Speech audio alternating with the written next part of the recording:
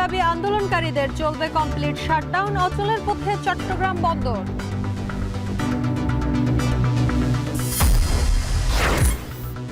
ফেব্রুয়ারির আগে স্থানীয় নির্বাচন সম্ভব নয় বলছে বিএনপি। গণঅভ্যুত্থানের বর্ষপূর্তিতে জামাতের মাসব্যাপী কর্মসূচি।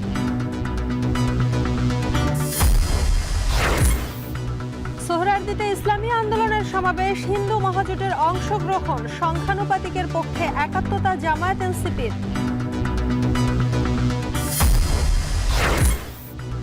ঢাকার বাইরে বেড়েই চলেছে ডেঙ্গু আক্রান্তের সংখ্যা। বরগুনায় আরও একজনের মৃত্যু। এডিস ধরে চট্টগ্রামে ক্রাশ প্রোগ্রাম।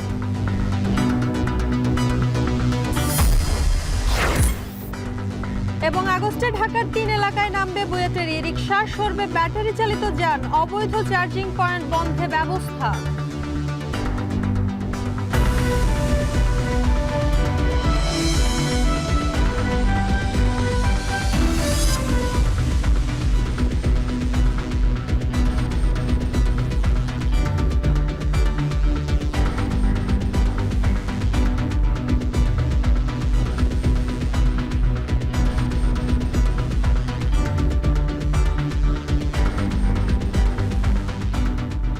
স্বাগত। এখন সন্ধ্যায় পুরো আয়োজনের সঙ্গে আছি আমরা দুজন, আমি নাইম আবির এবং আমি শম্পা বিশ্বাস। এনবিআর চেয়ারম্যান আব্দুর রহমান খানের অপসারণ এবং যৌক্তিক সংস্কারের দাবিতে সারা দেশে কমপ্লিট শাটডাউনের পাশাপাশি শনিবার সকাল থেকে ঢাকা টু এনবিআর কর্মসূচি পালন করছে এনবিআর সংস্কার ঐক্য পরিষদ। এতে অচল হয়ে পড়েছে আমদানি রপ্তানি সহ রাজস্ব আদায় কার্যক্রম। সংস্কার ঐক্য পরিষদের নেতারা বলছেন, চেয়ারম্যানকে অপসারণের বিষয়ে কোনো আপোষ করবেন না তারা। আরো জানাচ্ছেন রাব্বি হোসেন।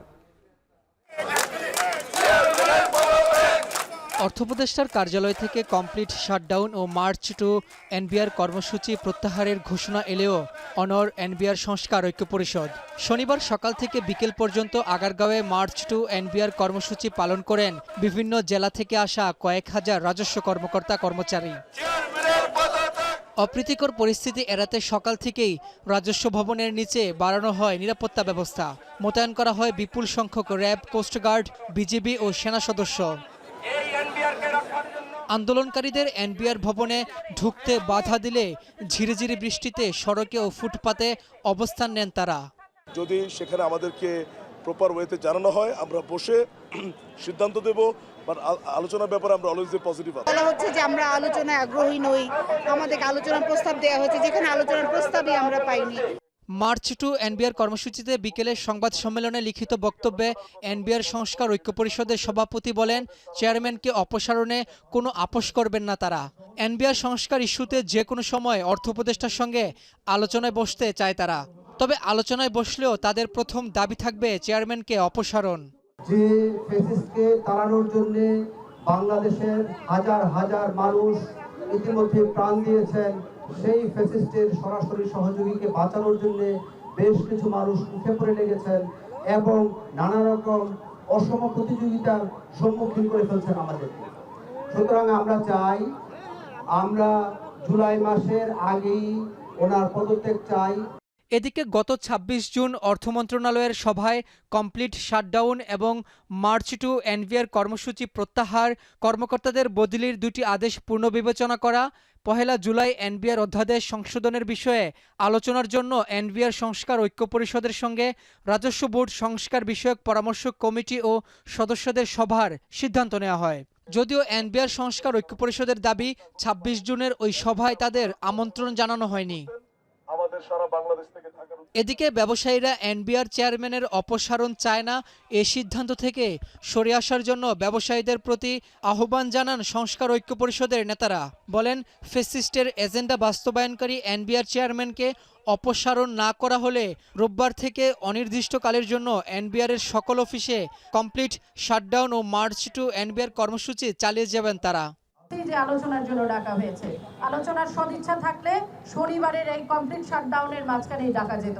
মঙ্গলবার অনেক লম্বা সময়ের ব্যাপার, তার মানে তাদের আলোচনা করার আদতে কতটা ইচ্ছা আছে আমরা জানি না। তারপরেও ঐক্য পরিষদ মনে করে যে কোনো মুহূর্তে আমাদেরকে ডাকলে আমরা নিশ্চয়ই আলোচনায় যাব। কিন্তু আলোচনায় যাব কি নিয়ে? আলোচনায় যাওয়ার একটাই কথা, সেটি হচ্ছে যৌক্তিক রাজস্ব সংস্কারের দাবি নিয়ে যাব, যেটি করার জন্য এই মুহূর্তে প্রথম প্রতিবন্ধকতা জাতীয় রাজস্ব বোর্ডের চেয়ারম্যানের অপসারণের মধ্য দিয়ে। এদিকে গত মে মাস থেকেই রাজস্ব বোর্ডের যৌক্তিক সংস্কারের দাবি আদায়ে কলমবিরতি, কমপ্লিট শাটডাউন সহ বিভিন্ন কর্মসূচি পালন করে আসছে এনবিআর সংস্কার ঐক্য পরিষদ। এতে অচল হয়ে পড়ে আমদানি রপ্তানি সহ রাজস্ব আদায়ের কার্যক্রম। এনবিআর থেকেও দফতরে উপস্থিতির বিষয়ে কড়া নির্দেশনা দেয়া হলেও আন্দোলন থেকে সরে আসেনি তারা। রাব্বি হোসেন, এখন, ঢাকা। এদিকে এনবিআর চেয়ারম্যানের অপসারণ দাবিতে পূর্ণ দিবস কর্মবিরতিতে চট্টগ্রাম কাস্টমসের শুল্ক ও রাজস্ব কর্মকর্তারা। পুরোপুরি বন্ধ আমদানি রপ্তানির শুল্কায়ন কার্যক্রম, হচ্ছে না পণ্য ডেলিভারি, ব্যাহত হচ্ছে রপ্তানি পণ্য শিপমেন্ট। দ্রুত কর্মবিরতি প্রত্যাহার না হলে ব্যাপক ক্ষতির পাশাপাশি বহির্বিশ্বে ইমেজ ক্ষুণ্ণ ও বিদেশি বিনিয়োগে নেতিবাচক প্রভাব পড়বার শঙ্কা ব্যবসায়ীদের। আরও জানাচ্ছেন হাজরা শুরি।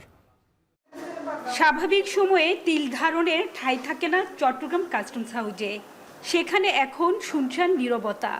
মূল ফটক সহ রাজস্ব ও হিসাব শাখার কিছু কক্ষ খোলা থাকলেও শুল্কায়ন শাখার দুটি হলরুম সহ সব শুল্ক কর্মকর্তার কক্ষ তালাবদ্ধ।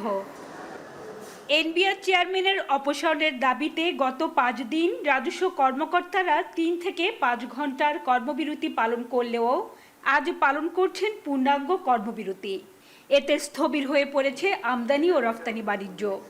চট্টগ্রাম বন্দরের ডেলিভারি গেট, আনস্টাফিং শাখা ও স্ক্যানিংয়ে কাস্টমস কর্মকর্তারা দায়িত্ব পালন না করায় বন্ধ হয়ে গেছে আমদানি পণ্য ডেলিভারি। বেসরকারি ডিপোতে কন্টেইনারে রফতানি পণ্য ভরা হলেও শুল্কায়ন না হওয়ায় পণ্য শিপমেন্টেও সমস্যা হচ্ছে। কাস্টমসের আমি স্টাফ শাখার আরও সাথে কথা বলছি, ওনারা বলছিলেন যে রপ্তানি চলবে। এখন অফিসারদের ডকুমেন্টসের কার্যক্রম তো সব কিছু বন্ধ আছে। আমরা এসআই কলটা আজকে সারাদিনে একটা চি নাম্বার দিতে পারিনি, ওটা লক করে রাখছে। টানা কলম বিরতিতে ভোগান্তিতে পড়েছেন সেবাগ্রহীতারা। নির্ধারিত সময়ে বন্দর থেকে পণ্য খালাস করতে না পারায় 4 গুণ করে জরিমানা দিতে হচ্ছে আমদানিকারকদের। অন্যদিকে রফতানি পণ্য শিপমেন্ট নিয়ে দুশ্চিন্তায় রফতানিকারকরা। যথাসময়ে গন্তব্যে না পৌঁছালে বাতিল হবে রফতানি পণ্যের অর্ডার। সিএনএফের ভোগান্তি সবচেয়ে বেশি সিএনএফদের, আর ইম্পোর্টারদের আছে আপনার বন্দরের তাদের মালের কন্টেনার জট, ড্যামারেজ এগুলো, কিন্তু কাস্টম তো এটা বুঝতেছে। আমাদের যে বন্দরে যে কন্টেনারগুলো নামতেছে ওখানে দেখা যায় 4 গুণ ড্যামারেজ আসতেছে পার ডে। তো এগুলো সব আমদানিকারকরা গন্তে হচ্ছে। এইটা আমাদের ধারাবাহিকভাবে কিন্তু আমাদের একটা ভাবমূর্তিতে আমাদের একটা বিরূপ প্রভাব পড়বে। আর আমরা চাই না যে এই ধরনের একটা লেঙ্গার হোক, যে চাই দ্রুত এটার একটা সমস্যার সমাধান হোক। আমাদের জাতীয় অর্থনীতির যে মূল চালিকা শক্তি সেটিকে আবার পূর্বের ন্যায় আপনার ধারাবাহিকতা ফিরে আসুক। নেতিবাচক প্রভাব পড়ছে চট্টগ্রাম বন্দরের কার্যক্রমেও। শুল্ক পরিশোধ করে আমদানিকারকরা যথাসময়ে পণ্য নিতে না পারায় বন্দরে বাড়ছে কন্টেনার জট। সব দিক থেকে খরচ বাড়ায় পণ্যের দামে এর প্রভাব পড়বে বলে মনে করছেন সিএনএফ এজেন্টরা। যদিও দ্রুত এই সংকটের সুরাহা হবে বলে প্রত্যাশা নৌপরিবহন উপদেষ্টার। কাস্টমসের স্ট্রাইকের জন্য এখন পর্যন্ত পোর্টে সেই ব্যাকল্যাশটা আসেনি, কারণ এখন আমরা যেগুলো ক্লিয়ার হয়ে গেছে সেগুলো এখন লোড হচ্ছে। চিটাগাং পোর্টের অসুবিধা হওয়া মানে বাংলাদেশের অর্থনীতির মধ্যে একটা বড় ধরনের ধাক্কা লাগা, এবং এটা আশা করি যে কাস্টমসের যারা কর্তা ব্যক্তিরা আছেন এবং ফাইন্যান্স উপদেষ্টা আছেন ওনারা দেখছেন বিষয়টা। রাজস্ব বোর্ডের শুল্ক ও কর থেকে আহরিত রাজস্বের সিংহভাগ যোগান দেয় চট্টগ্রাম কাস্টমস হাউস। গত বছর প্রায় 70 কোটি টাকার রাজস্ব আয় করেছে চট্টগ্রাম কাস্টমস হাউস। এই ধর্মঘটের রাজস্ব লক্ষ্যমাত্রা পূরণ কঠিন হবে বলে মনে করছেন সংশ্লিষ্টরা। হাজার শিউলি, এখন, চট্টগ্রাম। এনবিআর চলমান আন্দোলনে প্রতিদিন 2,500 কোটি টাকার লেনদেন ব্যাহত হচ্ছে বলে অভিযোগ করেন বিজিএম এর সভাপতি। এনবিআর সংকটকে ক্ষমতা ও অর্থ বন্টন নিয়ে ঝামেলা উল্লেখ করে ব্যবসায়ীরা বলছেন, দ্রুত সমাধান না হলে পুরো জাতির সংকটে পড়বে। পূর্বশর্ত ছাড়া শাটডাউন কর্মসূচি প্রত্যাহারের আহ্বান জানিয়েছেন ব্যবসায়ী নেতারা। আরো জানাচ্ছেন তানজিম শাফিদ। মাস পেরিয়ে এনবিআর কর্মকর্তা কর্মচারীদের আন্দোলনে বিপাকে দেশের অর্থনীতি। মুখ থুবড়ে পড়েছে রাজস্ব আহরণ। সবচেয়ে বেশি সংকটে উৎপাদন ও রপ্তানিমুখী খাত। এর মধ্যে এনবিআর শাটডাউন কর্মসূচির ঘোষণা পুরো জাতিকে সংকটে ফেলবে মত ব্যবসায়ী সম্প্রদায়ের। এনবিআর এর চলমান পরিস্থিতি নিয়ে হোটেল ইন্টারকন্টিনেন্টালে সংবাদ সম্মেলন করেন শীর্ষ ব্যবসায়ী সংগঠন ও শিল্প উদ্যোক্তারা। বিজিএমইএ সভাপতি বলেন, এ আন্দোলনে প্রতিদিন প্রায় 2,500 কোটি টাকার লেনদেন ব্যাহত হচ্ছে। এনবিআর বলেন, কাস্টমস বলেন, এদের সাথে সুসম্পর্ক রেখেই ব্যবসাটা পরিচালনা করার চেষ্টা করি, কারণ বাস্তবতা হলো যে আমরা তাদের কাছে জিম্মি। আজকে যেটা আপনারা লক্ষ্য করছেন এটা কিছুই না, এটা অ্যাকচুয়ালি ক্ষমতার একটা বন্টন নিয়ে ঝগড়া হচ্ছে, টাকা পয়সার বন্টন নিয়ে ঝগড়া হচ্ছে। মাঝপথে আমরা হচ্ছে বিপদগ্রস্ত। এরা সারা জীবন আমাদেরকে জ্বালাইছে, এখন সরকারকে জ্বালাইতেছে, এখন পুরো জাতিকে জ্বালাবে। এর কারণে যেটা হবে যে কোনো ইন্ডিভিজুয়াল যার হলো শক অ্যাবজর্বিং ক্যাপাসিটি কম, সেই ফ্যাক্টরি বসে যাবে এবং দেউলিয়া হয়ে যাবে, এবং তার কারণে যেটা হবে যে পোশাক শিল্পর যে শ্রমিকরা বেতন পাবে না এবং এটা ল অ্যান্ড অর্ডার সিচুয়েশন তৈরি হবে। ব্যবসায়ী নেতারা বলেন, রপ্তানি অনুমোদন পেতে বিলম্ব হওয়ায় অনেক বিদেশি ক্রয়াদেশ চলে যাচ্ছে প্রতিযোগী দেশে। বন্দর থেকে আমদানি পণ্য খালাসে জটিলতায় কাঁচামাল নষ্ট হয়ে ব্যাহত হচ্ছে শিল্প উৎপাদন। পোর্ট ড্যামারেজ বেড়েছে 4 গুণ। দেশের রপ্তানিতে বর্ধিত লিড টাইম আরো বৃদ্ধি পাচ্ছে এবং উৎপাদন কার্যক্রম ব্যাহত হচ্ছে। তাছাড়া বিভিন্ন বন্দরে আমদানি রপ্তানিযোগ্য পণ্য পড়ে থাকার দরুন বৃষ্টি ও রোদেও নষ্ট হচ্ছে। আংশিক কর্মঘণ্টার কারণে এক কর্মদিবসের মধ্যে প্রত্যাশিত ইউপি পেতে 10-15 দিন সময় লেগে যাচ্ছে। এতে করে রপ্তানি বিলম্বিত হচ্ছে। সৃষ্ট জটিলতার কারণে কিছু কিছু ক্রেতা বায়ার ইতিমধ্যে এয়ার শিপমেন্ট ও রপ্তানি আদেশ বাতিলের হুমকি দিয়েছে। এদিকে রাজস্ব বোর্ডের যৌক্তিক সংস্কারের সমর্থন জানিয়ে আন্দোলনকারীদের এনবিআর চেয়ারম্যান অপসারণের দাবির বিরোধিতা করেন ব্যবসায়ীরা। কোন রকম পূর্ব শর্ত ছাড়া আন্দোলন প্রত্যাহারের আহ্বান জানান তারা। আগামীকালকে থেকে যদি আপনার কাস্টম বন্ধ হয়ে যায় তাহলে আমাদের আমদানি রপ্তানি বন্ধ হয়ে যাবে, এবং সেই অবস্থায় অর্থনীতির কি অবস্থা হবে? ব্যাংকের ওই এনপিএল নন পারফর্মিং লোনস কোথায় যাবে? এই উদ্ভূত সমস্যা নিরসনের জন্য মোটেও সময় ব্যয় না করে প্রধান উপদেষ্টার কার্যালয়ের নেতৃত্বে সরকারের সংশ্লিষ্ট মন্ত্রণালয় বিভাগ যথা অর্থ মন্ত্রণালয়, বাণিজ্য মন্ত্রণালয়, বিডা যৌথভাবে আন্দোলনরত কর্মকর্তা কর্মচারীদের সাথে আলোচনায় বসা অতীব জরুরি। গেল 12 মে রাতে এনবিআরকে রাজস্ব নীতি ও রাজস্ব আহরণ ব্যবস্থাপনায় ভাগ করে সরকার অধ্যাদেশ জারি করলে অসন্তোষ জানায় রাজস্বের কর্মকর্তা কর্মচারীরা।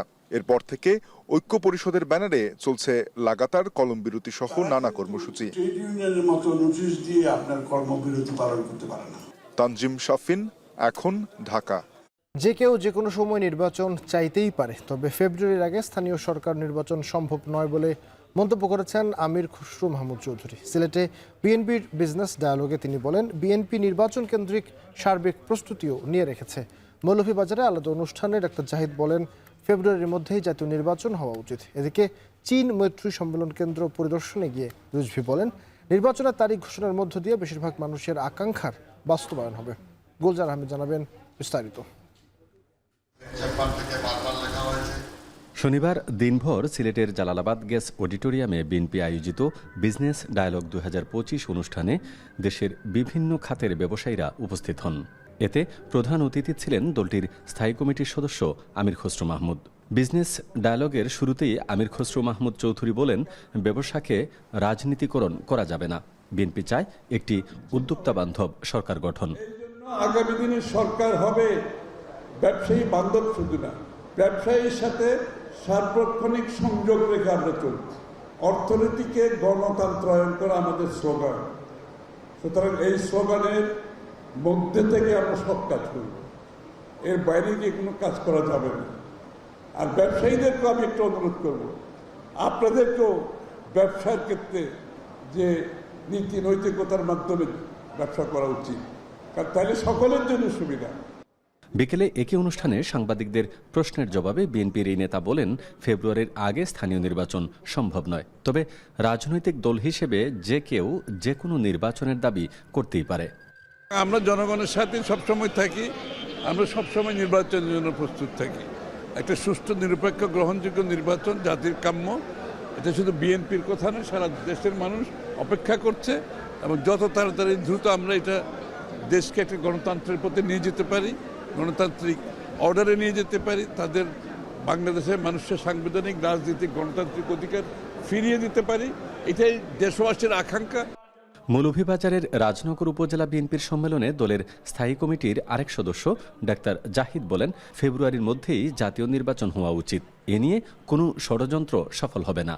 দেশের মানুষ কিন্তু এখন নির্বাচনী ট্রেনে চড়ে উঠেছে, অর্থাৎ দেশের মানুষ নির্বাচনমুখী হয়েছে। এটিকে কোনো ষড়যন্ত্র করে কেউ দাবিয়ে রাখতে পারবেন না। দাবিয়ে রাখার চেষ্টা করলে সে ষড়যন্ত্র সার্থক হবে না। এদিকে রাজধানীতে দলটির সিনিয়র যুগ্ম মহাসচিব রুহুল কবির রিজভী বলেন, নির্বাচনের তারিখ ঘোষণার মধ্য দিয়ে বেশিরভাগ মানুষের আকাঙ্ক্ষার বাস্তবায়ন হবে। অধিকাংশ মানুষ যে প্রত্যাশা করে, যে আকাঙ্ক্ষা ধারণ করে, সেই আকাঙ্ক্ষারই প্রতিফলন ঘটবে নির্বাচনের তারিখ নির্ধারণের ক্ষেত্রে এবং নির্বাচনের ঘোষণার মধ্য দিয়ে। প্রয়োজনীয় সংস্কার শেষে নির্বাচন দিতে হবে এবং সেই নির্বাচনটি অবশ্যই যৌক্তিক সময়ের মধ্যে সেটা দিতে হবে। বিএনপি নেতারা বলেন, বিএনপি ভবিষ্যতেও গণতান্ত্রিক আন্দোলনে আহত ও শহীদ পরিবারের পাশে থাকবে। জুলাই গণ অভ্যুত্থান নিয়ে ৩৬ দিনের কর্মসূচি ঘোষণা দিয়েছে বিএনপি। গুলজার আহমেদ, এখন। জুলাই অভ্যুত্থানের প্রথম বর্ষপূর্তি উপলক্ষে ১ জুলাই থেকে ৮ আগস্ট পর্যন্ত কর্মসূচি ঘোষণা করেছে জামায়াত ইসলামী। সকালে মগবাজারে দলের কেন্দ্রীয় কার্যালয়ে কর্মসূচির ঘোষণা দেন দলের সেক্রেটারি জেনারেল মিয়া গোলাম পরোয়ার। ১ জুলাই শহীদদের স্মরণে দোয়া, রংপুরের ১৬ জুলাই আবু সাইদ দিবসের দোয়া মাহফিল এবং সোহরাওয়ার্দী উদ্যানে ১৯ জুলাই মহাসমাবেশ, ৫ আগস্ট ঢাকায় গণমিছিল, দেশব্যাপী মিছিল ও সমাবেশ এবং সবশেষে ৬ থেকে ৮ আগস্ট সবাইকে নিয়ে পেশাজীবী, সাংবাদিক, বুদ্ধিজীবী, সুশীল সমাজের প্রতিনিধিদের সাথে আলোচনা সভার আয়োজন করা হবে। এছাড়াও চলবে মাসব্যাপী নানা কর্মসূচি। জুলাই আগস্ট গণ অভ্যুত্থানের শহীদ, আহত ও পঙ্গুত্ব বরণকারীদের জন্য দেশব্যাপী শাখায় শাখায় দোয়া অনুষ্ঠান ১ জুলাই থেকে ৮ আগস্ট পর্যন্ত আমরা কর্মসূচি ঘোষণা করেছি। আমরা আহ্বান জানাবো বাংলাদেশের সকল গণমাধ্যম, সকল মিডিয়া হাউস, সকল প্রিন্ট এবং ইলেকট্রনিক মিডিয়া, সাংবাদিক, সুধীজন, বুদ্ধিজীবী, সকল শ্রেণী পেশার মানুষ, সর্বোপরি দেশের এই জুলাই আকাঙ্ক্ষার পূরণের জন্য যারা ত্যাগ স্বীকার করেছিলেন, সকল দেশবাসী আমাদের জামাত ইসলামী ঘোষিত এই কর্মসূচি সফল করার জন্য সহযোগিতা করবেন। আগামী নির্বাচন সংখ্যানুপাতিক পদ্ধতিতে করার দাবি জানিয়েছে ইসলামী আন্দোলন বাংলাদেশ, জামায়াত ইসলামী, এনসিপি, এবি পার্টি, গণ অধিকার পরিষদ সহ বেশ কটি রাজনৈতিক দল ও সংগঠন। ৩ দফা দাবিতে আয়োজিত ইসলামী আন্দোলনের সমাবেশে এই দাবি জানায় দলগুলো। এ সময় বিভিন্ন নেতাদের বক্তব্যে উঠে আসে আগামী নির্বাচন ঘিরে সরকারের নিরপেক্ষতার প্রশ্ন। ভবিষ্যৎ স্বৈরাচার ঠেকাতে দলগুলো যেমন ঐক্যবদ্ধ থাকার কথা জানায়, তেমনি আভাস দেয় বৃহত্তর ইসলামী মোর্চা তৈরির। বিস্তারিত জানাবেন জাওয়াদ মাহমুদ। আসুন আমরা ভেদাভেদ ভুলে গিয়ে আওয়ামী লীগ সরকার পতনের মধ্য দিয়ে দেশে যে রাজনৈতিক বাস্তবতা তৈরি হয়েছে, সেখানে ইসলামী দলগুলো আশার আলো দেখতে পাচ্ছে। ভোটের মাঠে তাদের শক্ত অবস্থান তৈরি হয়েছে বলে মনে করছেন নেতাকর্মীরা। শনিবার রাজধানীর সোহরাওয়ার্দী উদ্যানে সেই বাস্তবতাকে সামনে রেখেই ৩ দফা অর্থাৎ জুলাই আগস্ট গণহত্যার বিচার, সংস্কার ও সংখ্যানুপাতিক পদ্ধতিতে নির্বাচনের দাবিতে সমাবেশ করে ইসলামী আন্দোলন বাংলাদেশ। বাদ জোহর মূল আনুষ্ঠানিকতা শুরু হলেও সকাল থেকেই সমাবেশ স্থলে জড়ো হন দেশের বিভিন্ন জেলা উপজেলা থেকে আসা দলটির লক্ষাধিক কর্মী সমর্থক। ইসলামী আন্দোলনের পক্ষ থেকে আগেই জানানো হয়েছিল, সংখ্যানুপাতিক পদ্ধতির পক্ষে যেসব দলের অবস্থান, তাদের নিয়েই সমাবেশ করবেন তারা। তাই শুধু দলের নেতাদের বক্তব্যই নয়, সংখ্যানুপাতিক পদ্ধতিতে নির্বাচন ও যথাযথ সংস্কারের দাবির সাথে একাত্মতা পোষণ করেন বিভিন্ন রাজনৈতিক দলের নেতারা। আমরা পরিষ্কারভাবে সংস্কার কমিশনকে বলতে চাই, সমাবেশ শুধু একটা দলের দেখেছেন, সবেমাত্র শুরু হয়েছে। ইসলামী আন্দোলন আজকে করেছে, 19 তারিখ জামাত করবে, তারপরে গণ অধিকার পরিষদ করবে। রাষ্ট্র সংস্কার এবং জন আকাঙ্ক্ষার বাস্তবায়নে সমস্ত রাজনৈতিক দলগুলো জনসমাবেশের মাধ্যমে এই সরকারকে তাদের সমর্থন দেখিয়ে দেবে। বাংলাদেশের প্রশ্নে, জনগণের প্রশ্নে আপনারা যদি ঐক্যবদ্ধ থাকেন, আপনাদের সাথে কাঁধে কাঁধ মিলিয়ে 24-এর মতো এনসিপি আবারও আগামীর বাংলাদেশে লড়াই করবে। সংস্কার কাজকে বাধাগ্রস্ত করতে বিদেশি শক্তি তৎপরতা চালাচ্ছে বলে সমাবেশে দাবি করেন বক্তারা। বলেন, দেশে আর যাতে কোনো স্বৈরাচার তৈরি না হয়, সেজন্য ঐক্যবদ্ধ থাকতে হবে। পাশাপাশি সুষ্ঠু নির্বাচন দিতে সরকারকে নিরপেক্ষ থাকার আহ্বানও জানান তারা। বেশি শক্তির বলে, কালো টাকার বলে, জোর জবরদস্তি করে, কেন্দ্র দখল করে বাংলাদেশের নির্বাচনে জিতে আসার যে ব্যবস্থা, সেই ব্যবস্থা অবশ্যই পরিবর্তন করতে হবে। ঘুরে ফিরে নেতাদের বক্তব্যে সবচেয়ে বেশি গুরুত্ব পায় নির্বাচন প্রসঙ্গ। সংখ্যানুপাতিক পদ্ধতি ছাড়া আগামী নির্বাচনে ইসলামিক দলগুলোর একটি বৃহত্তর প্ল্যাটফর্ম তৈরির চেষ্টার বিষয়টিও উঠে আসে নেতাদের বক্তব্যে। 2000 ছাত্র জনতার জীবন, হাজার হাজার মানুষের রক্ত, 17-18 বছরের মানুষকে ফাঁসি, অত্যাচার, জুলুম, রিমান্ড, ক্রসফায়ার দিয়ে আলেম ওলামা পীর মাশায়েখদের যে নির্যাতন করেছেন, সেই সংগ্রাম আমরা ব্যর্থ হতে দেব না। আজকের এই মহাসমাবেশ থেকে ঘোষণা করছি, অবিলম্বে ফ্যাসিবাদীর সাথে জড়িত সকলকে শাস্তির আওতায় আনতে হবে। আরেকটা কথা বলি, সুপ্রিম কোর্টে বিচারপতি নিয়োগ নিয়ে অতীতের মতোই বাতাসে নানা রকম কথা ভাসছে। আমরা আমাদের চোখ কান খোলা রেখেছি। যোগ্যদের বাদ দিয়ে যদি তথাকথিত শপথবদ্ধ রাজনীতিবিদদের নিয়োগ দেওয়া হয়, তা কারো জন্যই সুকুমার হবে না। ভবিষ্যতে বাংলাদেশ যেন কোনো নির্বাচিত স্বৈরাচার, দুর্নীতিবাজ ও লুটেরা শ্রেণী রাষ্ট্র ক্ষমতাকে ব্যবহার করে জনগণের অধিকার কেড়ে নিতে না পারে, সেই বিষয়ে সজাগ থাকার প্রত্যয় ব্যক্ত করেন সমাবেশে যোগ দেয়া বিভিন্ন দলের কেন্দ্রীয় নেতারা। জওয়াদ মাহমুদ, এখন, ঢাকা। চট্টগ্রাম বন্দর পরিচালনা কার্যক্রম সাম্রাজ্যবাদীদের হাতে তুলে দেবার ষড়যন্ত্র থেকে পুরোপুরিভাবে সরে না আসলে কঠোর কর্মসূচির হুঁশিয়ারি দিয়েছে বাম সংগঠনগুলো। বিকেলে চট্টগ্রাম কাস্টমস হাউজের সামনে রোড মার্চ শেষে এই হুঁশিয়ারি দেন বক্তারা। সাম্রাজ্যবাদ বিরোধী দেশপ্রেমিক জনগণের ব্যানারে দুদিনের রোড মার্চ কর্মসূচি করে বাম সংগঠনগুলো। বক্তাদের অভিযোগ, দেশকে সাম্রাজ্যবাদের হাতে তুলে দেয়া এই সরকার দায়িত্ব হতে পারে না। অবিলম্বে বিদেশি শক্তির কাছে বন্দর ইজারা ও রাখাইনে করিডোর দেবার পরিকল্পনা বাতিলের আহ্বান জানান তারা। দাবি আদায় না হলে হরতাল এবং অবরোধের মতো কর্মসূচি দেবার ঘোষণা দেন সংগঠনের নেতারা। এদিকে সমাবেশের এক পর্যায়ে ছাত্র ইউনিয়নের দুই গ্রুপের মধ্যে আধিপত্য বিস্তার নিয়ে সংঘর্ষের ঘটনা ঘটে, এতে 2 জন আহত হন।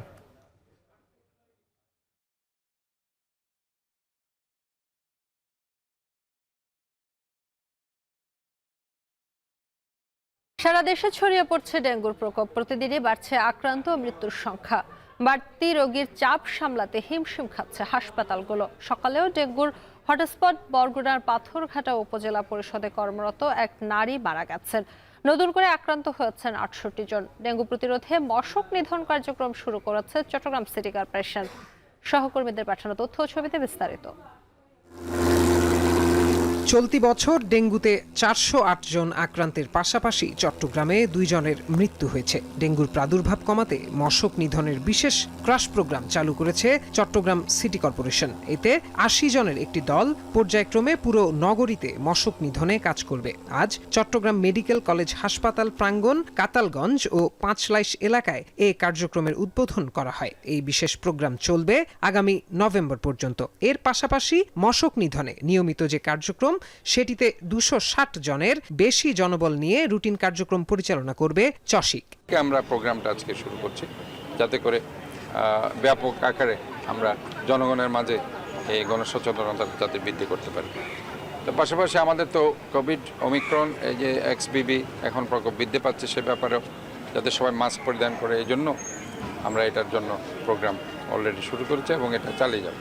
চলতি বছরে বরিশালে ডেঙ্গু আক্রান্তের সংখ্যা 4000 ছাড়িয়েছে। শনিবার সকাল 11টা পর্যন্ত বরিশাল শেরি বাংলা মেডিকেল কলেজ হাসপাতালে ডেঙ্গু আক্রান্ত হয়ে নতুন করে 27 জন রোগী ভর্তি হয়েছেন। বর্তমানে হাসপাতালটিতে 106 জন রোগী ভর্তি আছেন।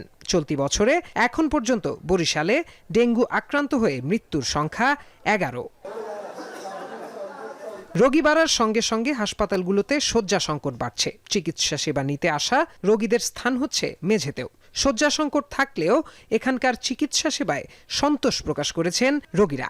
প্রথমে জ্বর আইছে, বরগুন নিয়ে গেছে, ফেরত দিয়েছে, এবার তাই নিয়ে এসে বৃহস্পতিবার। বরগুনে আসলাম 4 দিন ভর্তি, এই জায়গায় আসছি 5 দিন। তা আজকে বলছে নাম কাটতে দেবে, একটু সুস্থ হবে থেকে। প্রথম দিন টেস্টের দিছে, দেওয়ার পরে খাওয়া দাওয়া করে দিয়েছি, কালকে টেস্ট করাইছি আগের থেকে বাড়তে 35,000, এখন রোগী মোটামুটি সুস্থ আছে। ডেঙ্গুর হটস্পট হিসেবে চিহ্নিত হয়েছে বরিশালের জেলা বরগুনা। জেলায় নতুন করে ডেঙ্গুতে আক্রান্ত হয়েছেন 68 জন। এ নিয়ে বরগুনায় মোট আক্রান্তের সংখ্যা দাঁড়ালো 2779 জনে। সবশেষ শনিবার সকালে পাথরঘাটায় ডেঙ্গু আক্রান্ত হয়ে এক নারীর মৃত্যু হয়েছে। এদিকে হাসপাতালে ভিড় কমাতে ও চারপাশ পরিচ্ছন্ন রাখতে কাজ করছে বিভিন্ন স্বেচ্ছাসেবী সংগঠনের কর্মীরা। রোগীদের সেবায় খোলা হয়েছে হেল্প ডেস্ক। কুমিল্লাতেও বাড়ছে ডেঙ্গু আক্রান্তের সংখ্যা। প্রতিদিনই আক্রান্তের সংখ্যা বাড়লেও মশক নিধনে নেই দৃশ্যমান পদক্ষেপ। কর্পোরেশন ও পৌরসভার উদাসীনতায় এডিস মশার বিস্তার বাড়ছে শহর থেকে গ্রামে। শুধু দাউদকান্দি উপজেলাতেই ডেঙ্গু আক্রান্তের সংখ্যা 2000 ছাড়িয়েছে। মৃত্যু হয়েছে 6 জনের। তারপরও প্রশাসনের নীরব ভূমিকায় প্রশ্ন তুলছেন স্থানীয়রা। প্রত্যয় দাস, এখন। করোনা ভাইরাসে আক্রান্ত হয়ে আরও 2 জনের মৃত্যু হয়েছে, আর নতুন করে শনাক্ত হয়েছেন 7 জন। শনিবার স্বাস্থ্য অধিদপ্তরের সংবাদ বিজ্ঞপ্তিতে এই তথ্য জানানো হয়। বিজ্ঞপ্তিতে জানানো হয় 181 জনের নমুনা পরীক্ষা করা হয়। সেই হিসেবে শনাক্তের হার 3.82%। মারা যাওয়া ব্যক্তিদের একজন পুরুষ আর একজন নারী। এদিকে ডেঙ্গুতে আরও একজনের মৃত্যু হয়েছে। এ সময় নতুন করে আক্রান্ত হয়ে হাসপাতালে ভর্তি আছেন 262 জন।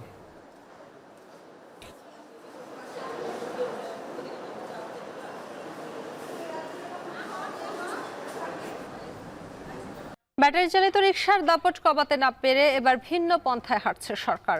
আগস্টের প্রথম সপ্তাহ থেকে সড়কে নামবে বুয়েটের তৈরি ই রিকশা। প্রাথমিকভাবে পল্টন, ধানমন্ডি এবং উত্তরায় চলাচল করবে নতুন প্রযুক্তির এই রিকশা। এসব এলাকা থেকে অনুমোদনহীন ব্যাটারি চালিত যান সরিয়ে নেওয়া হবে বলে জানান এলজিআরডি উপদেষ্টা আসিফ মাহমুদ। বন্ধ করা হবে অবৈধ চার্জিং পয়েন্ট। রকিবুল রাহাত জানাবেন বিস্তারিত। ঢাকা শহরে রিকশার প্রকৃত সংখ্যা কত, এই প্রশ্নের উত্তর জানে না কেউ। আর রিকশা চলাচলে নির্দিষ্ট সড়ক ব্যবহারেরও বালাই নেই কারো। সম্প্রতি এতে বিস্ফোরক হিসেবে যুক্ত হয়েছে ব্যাটারি চালিত অটোরিকশা। অলিগলি পেরিয়ে মূল সড়কেও তাদের অবাধ চলাচল। অহরহ ঘটছে দুর্ঘটনাও। সরকারের পক্ষ থেকে কয়েকবার ব্যাটারি চালিত অটোরিকশা নিয়ন্ত্রণের উদ্যোগ নিলেও সফলতার মুখ দেখেননি তারা। এমন প্রেক্ষাপটে এবার বুয়েটের তৈরি অটোরিকশার অনুমোদন দিতে যাচ্ছে 2 সিটি কর্পোরেশন। সকালে ঢাকা উত্তরের নগর ভবনে প্রশিক্ষণ কর্মসূচির উদ্বোধনে উত্তর সিটির প্রশাসক জানান, আগস্টের প্রথম থেকেই চলাচল করবে নতুন এই রিকশা। বর্তমানে অনিয়ন্ত্রিত রিকশাকে ধাপে ধাপে নিয়ন্ত্রণে নিয়ে আসতে চায় 2 সিটি কর্পোরেশন। চার্জিং পয়েন্ট নিয়ে আমরা কাজ করছি, দেখি কিছু চার্জিং পয়েন্ট আমরা তৈরি করতে পারি কিনা। অনুমোদিত চার্জিং পয়েন্ট আমরা ডিসকাশনে কথা বলে কোনটা দিব সেটা আমরা এই মাঝখানে চক আউট করব। আমরা অগাস্ট মাসে প্রথম সপ্তাহ থেকে আমরা এটা মার্কেটে দেওয়া শুরু করবো এবং আগস্ট মাসের প্রথম থেকেই অন্য যে রিক্সাগুলো এই জোনে থাকবে তাদের চলাচলটা আমরা আস্তে আস্তে রেস্ট্রিক্ট করবো। প্রাথমিকভাবে ঢাকা দক্ষিণ সিটির পল্টন ও ধানমন্ডি এবং উত্তর সিটির উত্তরায় বুয়েটের তৈরি 3 চাকার ব্যাটারি চালিত ই রিকশা চলবে বলে জানায় এলজিআরডি উপদেষ্টা। 2 সিটির ঢাকা দক্ষিণ সিটি কর্পোরেশনের অধীনে পল্টন এবং ধানমন্ডি অঞ্চল এবং উত্তর সিটি কর্পোরেশনের অধীনে উত্তরা, এই 2টা অঞ্চলকে দিয়ে আমরা আমাদের কাজটা শুরু করব। এটা কখনোই আনলিমিটেড হবে না। এখন যেরকম কোনো নিয়ম নেই, তো আপনি চাইলেই কালকেও 10,000 রিক্সা ঢুকিয়ে দিতে পারবেন ঢাকায়।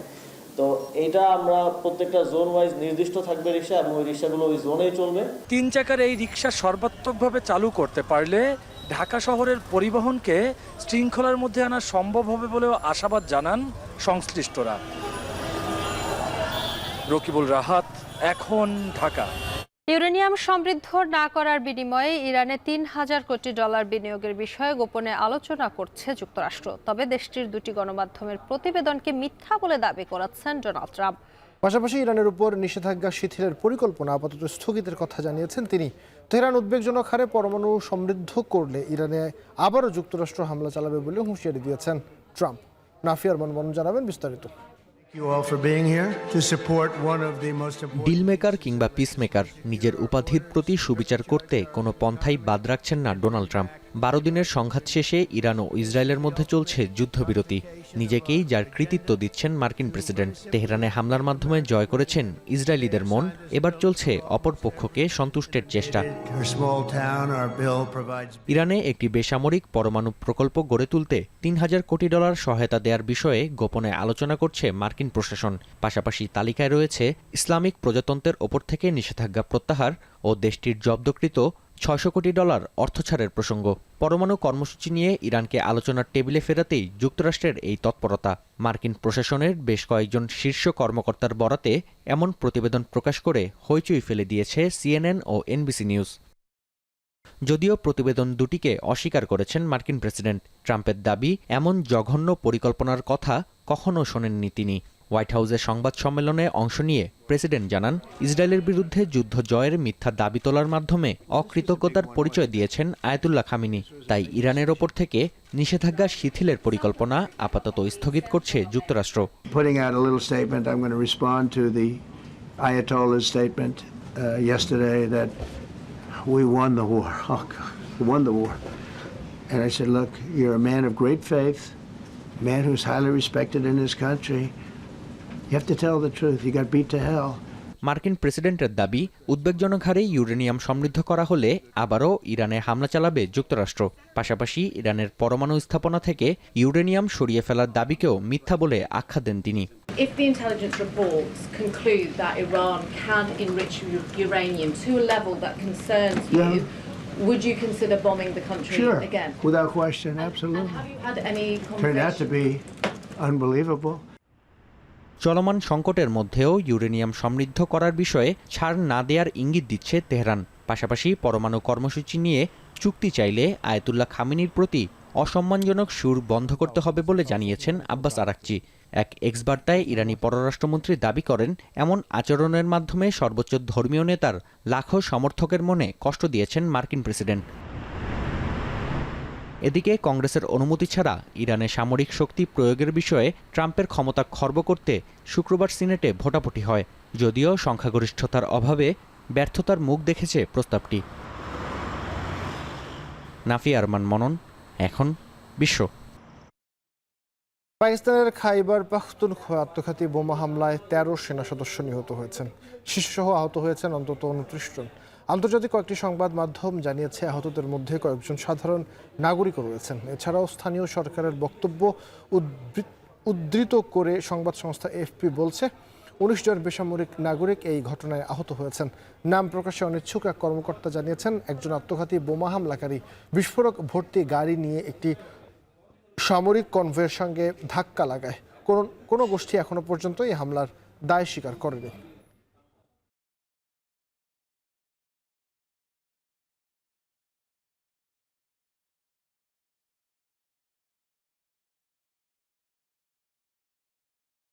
সিরিজের মাঝপথেই ক্যাপ্টেন্সি ছাড়ার ঘোষণা যেন বাংলাদেশ ক্রিকেটের চিরায়িত প্রক্রিয়া।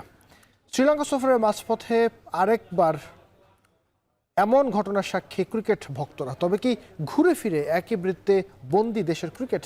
সাবেক প্রধান নির্বাচক বলছেন, এভাবে চললে ক্ষতি হবে ক্রিকেটেরই। আর আবারও 3 ফরম্যাটে 3 অধিনায়কত্বের তত্ত্বে ফেরা বিসিবি বলছে, চাপ কমাতেই নেওয়া হয়েছে এমন সিদ্ধান্ত। বিস্তারিত প্রতিবেদনে। বিসিবি সভাপতি আর জাতীয় দলের অধিনায়কত্বের আসনে দারুণ মিল।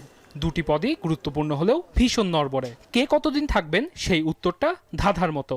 আজ আছে তো কাল নেই, সেই পরম্পরায় এবার সরে দাঁড়ালেন শান্ত, নাকি তাকে সরিয়ে দেওয়া হলো? শান্ত 2-3 দিন আগে জানিয়েছিল যে আমাদের ক্রিকেট অপারেশনের ফাইন ভাইকে যে সে ইন্টারেস্টেড না। তখন আমাদের প্রেসিডেন্ট ইমিডিয়েটলি ফাহিম ভাইকে বলছে যে আপনি শ্রীলঙ্কা যান, ওর সাথে সামনাসামনি বসে ওকে মানে ডিসকারেজ করে যাতে থাকে, কথা বলেন। দলের কাণ্ডারি হিসেবে অধিনায়ক শান্ত এবং ব্যাটার শান্তর পরিসংখ্যান সাবেক অধিনায়কদের তুলনায় খারাপ বলা যাবে না মোটেই। সদ্য সাবেক অধিনায়কের 3 ফরম্যাটে আলাদা ক্যাপ্টেনের দর্শন পছন্দ নয়, কিন্তু বিসিবির দাবি চাপ কমাতে নেওয়া হয়েছে এমন সিদ্ধান্ত।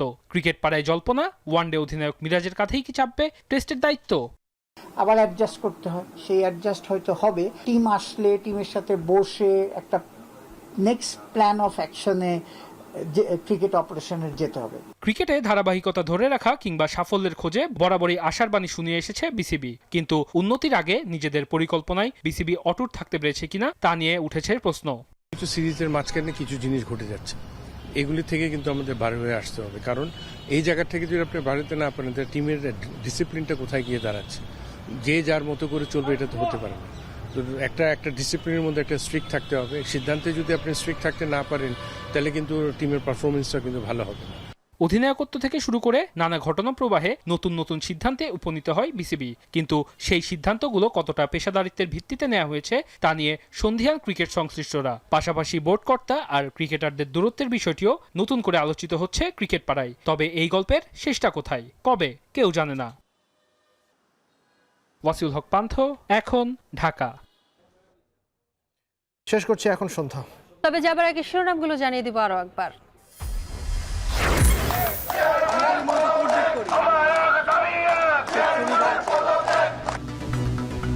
এনবিআর চেয়ারম্যানের পদত্যাগ দাবি আন্দোলনকারীদের, চলবে কমপ্লিট শাটডাউন, অচলের পথে চট্টগ্রাম বন্দর।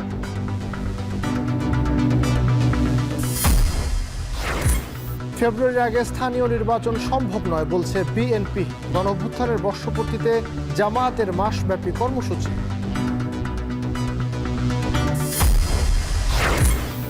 সোহরাওয়ার্দীতে ইসলামী আন্দোলনের সমাবেশ, হিন্দু মহাজোটের অংশগ্রহণ, সংখ্যানুপাতিকের পক্ষে একাত্মতা জামায়াত এনসিপির।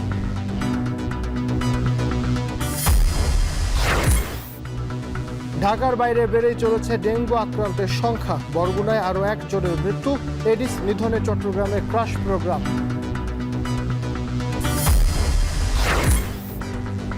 এবং আগস্টে ঢাকার 3 এলাকায় নামবে বুয়েটের ই রিকশা, সরবে ব্যাটারি চালিত যান, অবৈধ চার্জিং পয়েন্ট বন্ধে ব্যবস্থা।